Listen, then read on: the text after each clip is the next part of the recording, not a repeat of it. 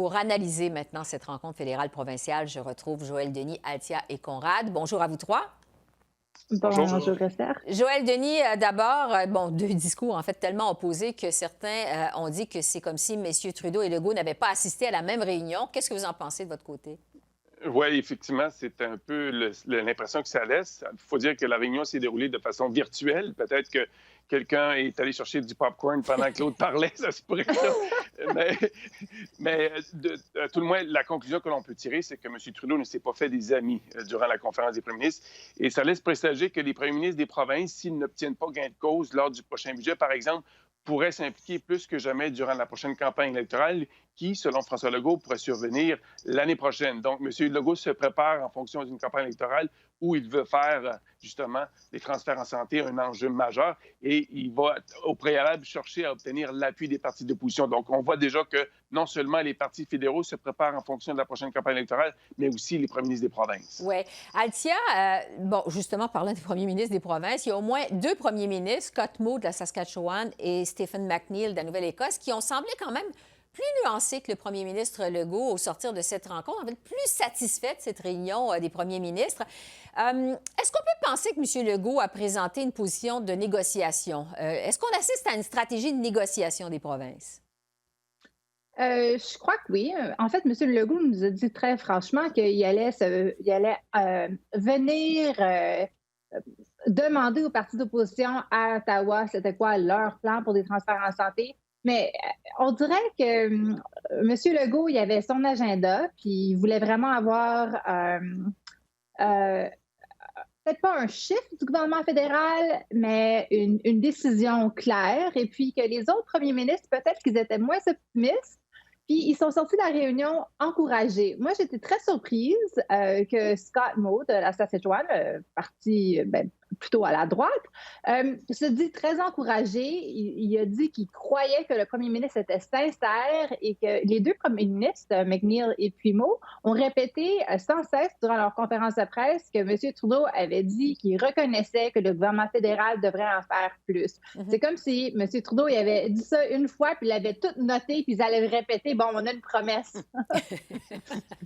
Bien, Conrad, justement, parce que M. Trudeau a dit qu'il était quand même ouvert à augmenter les transferts en santé. C'est juste qu'il n'est pas ouvert maintenant. Il ne veut pas le faire tout de suite. En fait, Joël Denis en parlait il y a un instant. Est-ce que ça pourrait se retrouver dans le budget du printemps? Sinon, quel serait l'impact sur ce qui pourrait être, en fait, une année électorale là, à venir? Oui, j'ai l'impression que ça ne serait pas dans le budget qui s'en vient. On était au début d'une négociation qui va durer plusieurs mois, mais il y a une chose que M. Trudeau a dit hier qui est très importante, ce qu'il a dit, qu'il reconnaissait qu'il faut que le fédéral augmente sa part des dépenses en santé. Et c'est pas uniquement, donc le 3% chaque année, c'est pas suffisant, c'est ce qu'il reconnaît, parce qu'on a 22% maintenant. Pour que la part fédérale augmente, il faut que les transferts en santé augmentent de plusieurs milliards par année, donc le pourcentage doit augmenter. Donc, ce que était dans l'énoncé économique de la semaine dernière qui prévoyait business as usual dans les dépenses en santé, dans les transferts en santé, ça tient plus. Donc, mais c'est clair que M. Trudeau a une stratégie derrière tout ça. On ne sait pas quand il va dévoiler ses cartes sur cette question-là, mais il me semble que M. Trudeau était mieux préparé pour cette rencontre que les premiers ministres eux-mêmes. Oui, intéressant quand même. On verra la suite. Oui, Althia, je pense que vous vouliez ajouter quelque chose. Oui, j'ai deux choses que j'ai trouvées quand même surprenantes. On dirait que les premiers ministres ne sont pas d'accord entre eux. On a répété à plusieurs reprises, en fait, M. McNeil nous a dit qu'ils n'étaient pas d'accord sur les services qu'ils voulaient utiliser, pour lesquels ils voulaient la nouvelle argent. Alors, M. Trudeau, M. Legault l'a dit, est très figé sur l'assurance médicaments et les services de longue durée.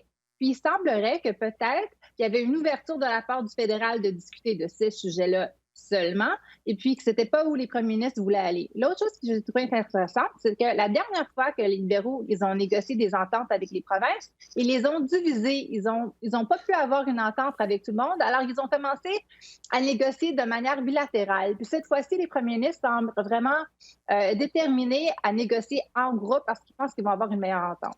Joël Denis, juste pour conclure là-dessus, est-ce que vous pensez, comme Conrad, que M. Trudeau, finalement, est arrivé plus préparé, ressort de meilleure façon de cette conférence fédérale provinciale que M.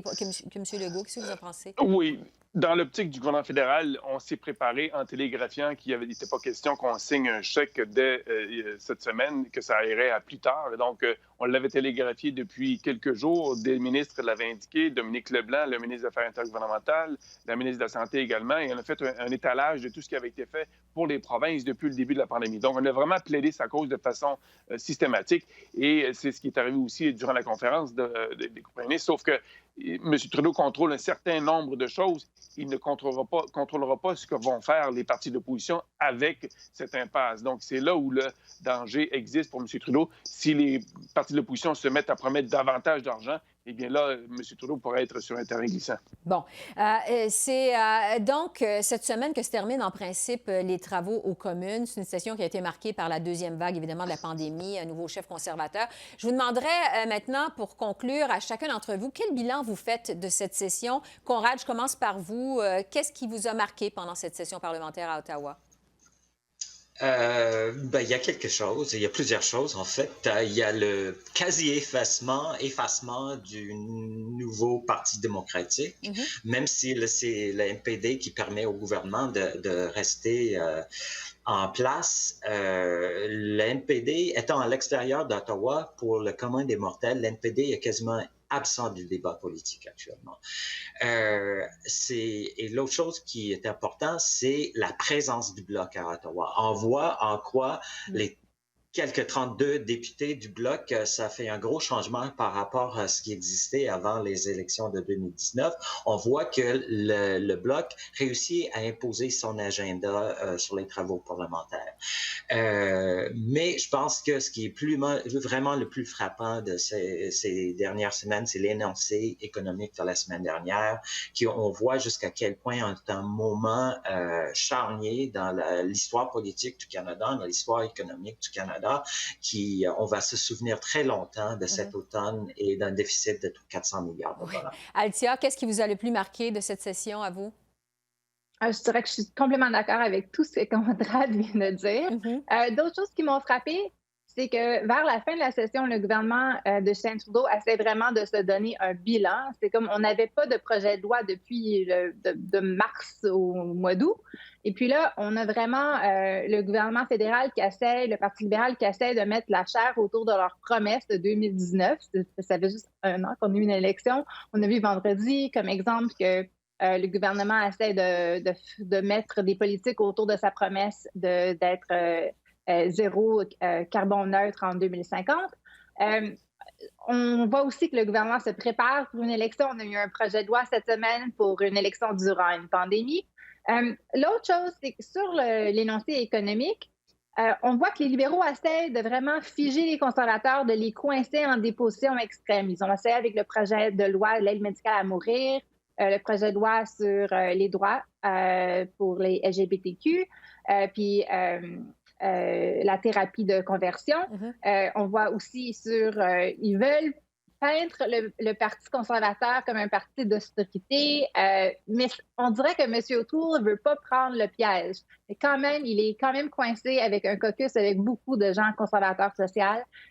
C'est un enjeu important qu'on va certainement surveiller en 2021. Joël Denis, le mot de la fin, votre bilan de cette session parlementaire à Ottawa en quelques secondes. Moi, je vous dirais 3 chiffres. D'abord et avant tout, le déficit, 381 milliards de dollars. Ça, c'est le déficit actuel. C'est important, c'est imposant, c'est historique. Un autre chiffre, 249 000. Ce sont le nombre de doses qu'on attend pour le vaccin Pfizer avant Noël. Je pense que ça va avoir des retombées également après Noël. Et 101, c'est la loi 101. On a beaucoup débattu de l'importance de la langue française. Et donc, on va en parler ça aussi après Noël, des chiffres qui ont marqué la session parlementaire de cet automne, mais qui auront aussi des échos l'année prochaine. Un bilan en 3 chiffres.